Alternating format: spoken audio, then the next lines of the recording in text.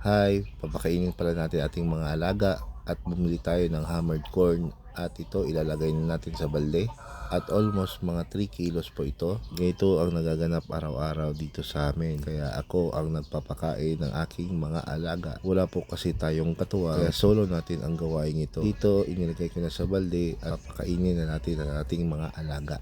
Kapag tayo magpapakain, kailangan nasa tamang oras para hindi sila ma-stress. At sinalubong tayo ng isang manok, halatang gutom na sila. Kung napapansin nyo, napakainit at napakatirik ng araw ngayon. Kaya hinaluan ko na lang ng tubig para sa ganun hindi sila mabulunan at hindi sila mahirapan kumain. Kasi mostly ng aking mga alaga ay pato o duck. Sa ganitong paraan nila gusto kumain. Yung nilalagyan ng tubig, kasi para diretso na sa kanilang bunbunan. At dito pinaghalo na natin ang tubig at ang hammered para sa ganun maganda ang kanilang texture or distribution sa kanilang patuka. At imekos-mekos na natin yan mga insan. At fast forward, ito na, papakainin natin ang ating mga alagang hayop. Excited na sila at tiyak na gutom na ang ating mga alaga.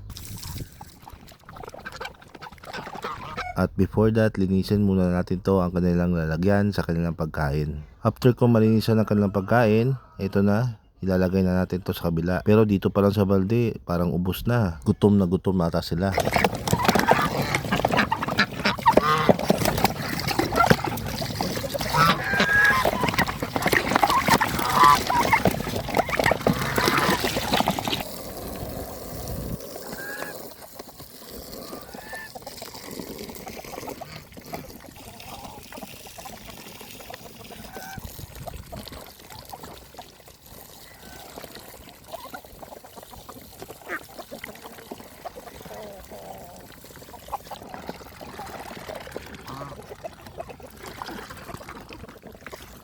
At dito na natatapos ang ating video. Sa mga nanonood, salamat!